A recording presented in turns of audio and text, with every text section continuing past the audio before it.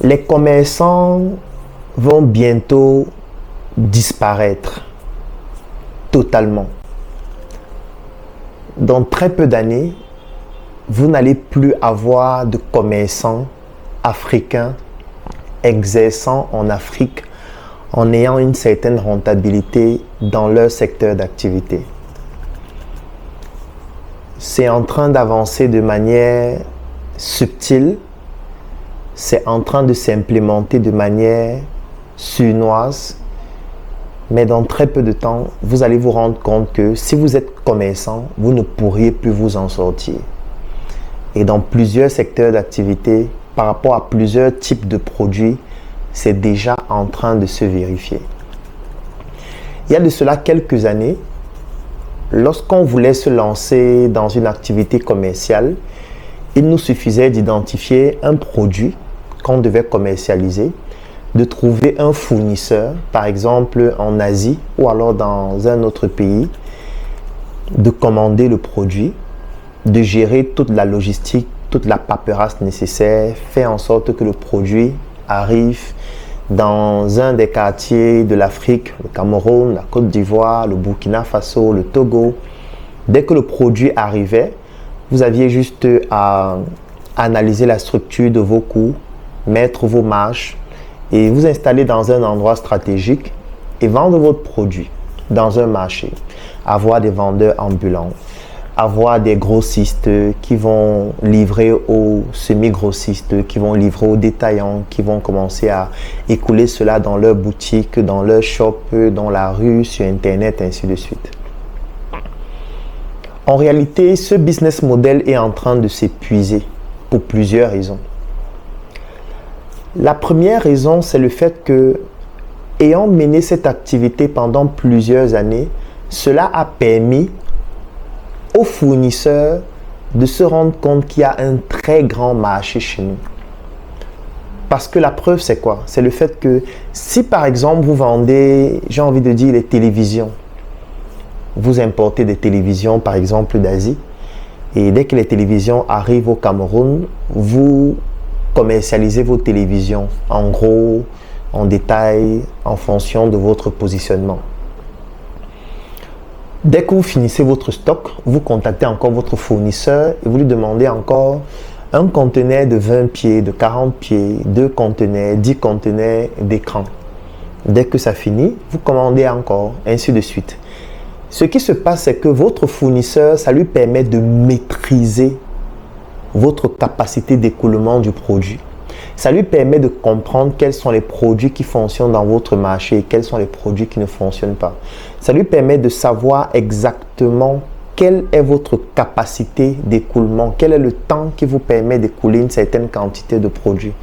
Ça lui permet de maîtriser des informations stratégiques sur votre activité. Et la particularité, c'est que c'est lui votre fournisseur.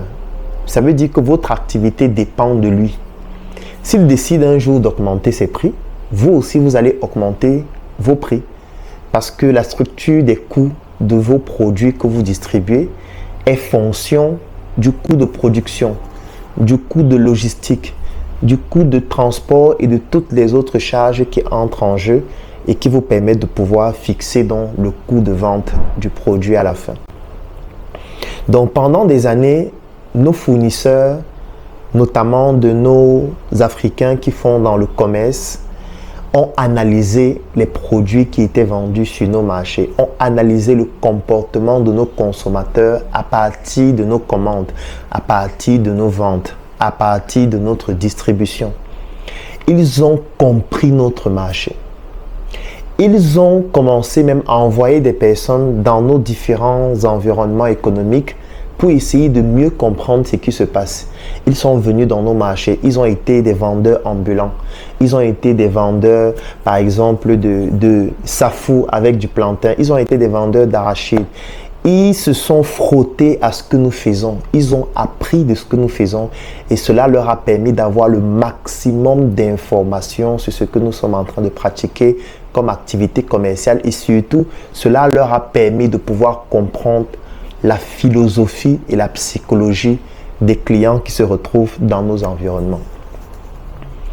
Petit à petit, ils ont commencé à ouvrir de petits espaces commerciaux chez nous, où ils vendaient des produits vraiment qui n'attirent pas vraiment l'attention. Un produit banal. Ils ont commencé à ouvrir un tout petit espace, un deuxième, un troisième, un quatrième. Et c'est comme ça qu'au fur et à mesure, ils ont commencé à ouvrir des boutiques dans nos marchés.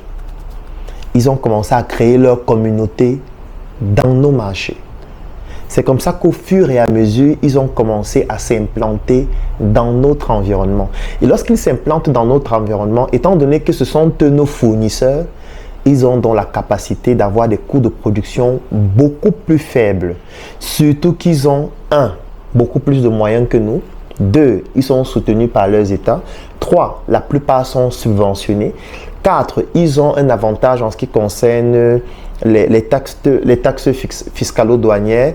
Et 5, ils fonctionnent en communauté. Ça veut dire qu'ils ont certains avantages du fait d'être dans leur communauté par rapport à vous qui êtes un étranger qui venait juste passer une commande. Donc, vous allez vous retrouver dans très peu de temps en train d'avoir dans votre propre marché une boutique de votre fournisseur en Asie.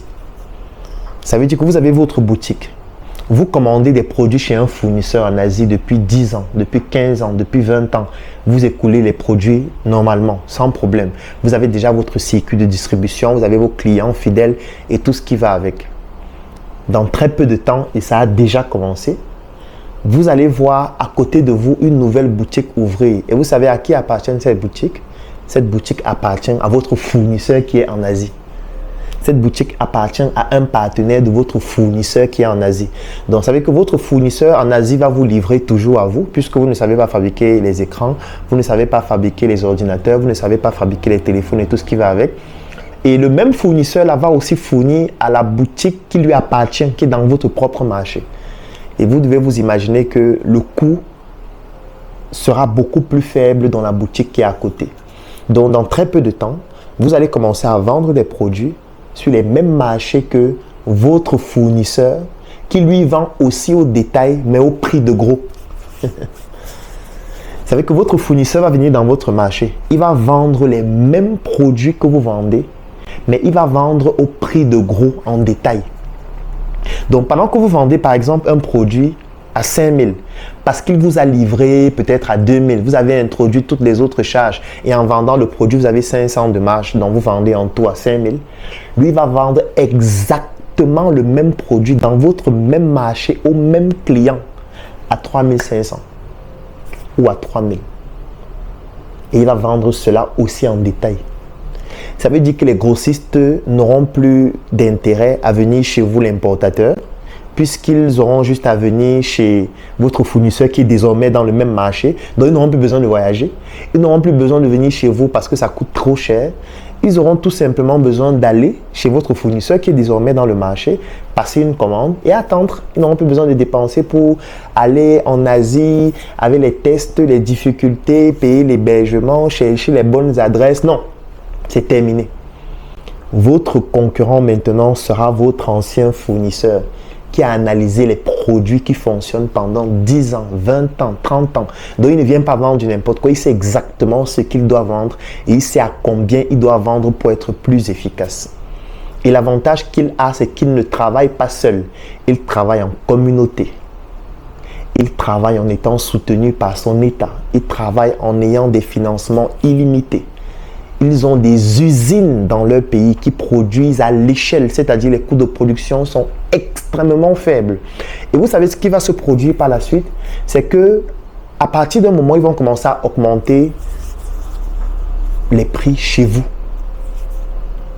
Ça veut dire que quand vous allez venir à l'usine pour passer une commande, ils vont vous dire avant, vous produisez à 1000 francs, maintenant on va produire à 1500 ou à 2000. Vous allez faire quoi? Si vous ne voulez pas aller produire vous-même, allez construire votre usine vous-même.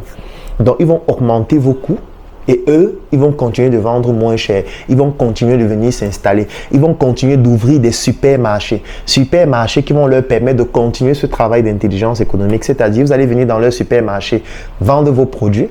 Vos produits vont leur permettre de comprendre les produits qui fonctionnent, les produits qui se vendent le mieux, les chiffres d'affaires que vous réalisez. Et dès qu'ils auront ces informations, ils vont commencer à produire ce que vous vendez et vendre moins cher. Ou alors vendre en ayant beaucoup plus de consistance sur le plan de la structure des coûts, sur le plan du marketing. Parce que vous ne pouvez pas faire le marketing comme eux. Parce que c'est eux qui ont les médias. C'est eux qui ont les financements illimités. Ils peuvent saturer. C'est eux qui ont le lobbying. Parce qu'ils peuvent rencontrer des chefs d'État. Ils peuvent rencontrer n'importe quelle autorité. Ils ont suffisamment d'argent pour monnayer, même si c'est nécessaire. Vous ne pouvez pas le faire. Parce que vous avez votre maigre économie. Vous avez vos maigres épargnes. Et si vous continuez à travailler seul, si vous continuez à avancer seul, si vous continuez à progresser seul, vous n'allez pas vous en sortir. Ces personnes vont vous écraser progressivement. Vous allez voir votre chiffre d'affaires diminuer jusqu'à disparaître. Le seul moyen pour pouvoir pallier à ça, c'est de vous aussi comprendre que vous ne pouvez pas continuer de bâtir votre business en étant seul. Vous devez développer une communauté ou rejoindre une communauté qui va vous permettre de pouvoir résister à cela et surtout de pouvoir innover et progressivement de pouvoir industrialiser ce que vous faites. C'est possible, mais pas si vous êtes seul. Et c'est parce que nous avons compris ces enjeux qui sont déjà en train de s'implémenter, qui sont déjà en train de décimer des commerçants, que nous avons décidé de créer une communauté qui s'appelle le Claudel Numbissier Business Group.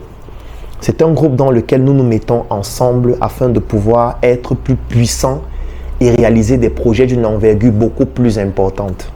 Aujourd'hui, c'est un groupe qui comporte près de 1000 Africains répandus partout à travers le monde, qui nous permettent aussi d'avoir des informations sur les autres marchés, qui nous permettent d'avoir le savoir-faire concernant des produits et des services, qui nous permettent d'avoir un retour d'expérience de ces Africains concernant leurs différents secteurs d'activité, qui nous permettent de pouvoir nous former, qui nous permettent de pouvoir bénéficier du lobbying de chacun, du relationnel de chacun et surtout qui nous permet de pouvoir implémenter des projets ensemble d'une envergure beaucoup plus importante, comme la tontine structurelle africaine que nous avons implémentée, à travers laquelle nous sommes en train de lancer 2 projets. L'un qui est une industrie agroalimentaire qui s'appelle Njoka et l'autre qui est un projet immobilier qui s'appelle Smart City, à travers lequel nous sommes en train de construire des biens immobiliers qui seront à vendre. Tout cela ne peut pas se réaliser en étant seul. Pour ça, il faut être dans une communauté comme le Claudel Numbissier Business Group que nous abrégeons le CNDG. Si toi aussi tu souhaites rejoindre une communauté afin de ne pas être victime de ce type de concurrence déloyale mais qui fait partie du business, écris en commentaire « Je souhaite rejoindre le CNBG », contacte-nous et nous allons nous mettre ensemble afin de devenir plus puissants et de pouvoir résister à ce type de violence sur le marché entrepreneurial. À très bientôt dans le Business Group.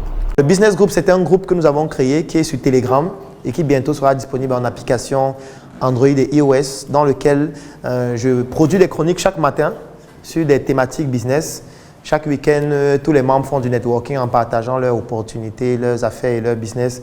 Et nous avons une tontine que nous faisons ensemble qui s'appelle la tontine structurelle africaine, qui permet à ce qu'on cotise de l'argent et puis on implémente des projets de grande envergure. Des projets dans le domaine de l'immobilier, de l'industrie, et ainsi de suite. Donc voilà globalement ce que c'est. Ça coûte 10 000 francs par mois pour ceux qui veulent y adhérer. Et lorsque vous payez 12 mois, c'est-à-dire 120 000 francs, vous avez la possibilité d'être éligible pour faire la tontine avec les autres membres du groupe. Aujourd'hui, nous sommes à 800, peut-être 850 membres, et je pense ce matin. Donc voilà, globalement, c'est ça.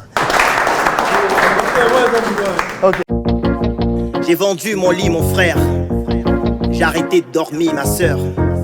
Et depuis ce jour, je me pose des questions. Je remets tout en question. Je suis né en Afrique de père et mère nucléaire. Eux aussi, ils sont nés de leur père et mère nucléaire. Dans mes veines coule le sang.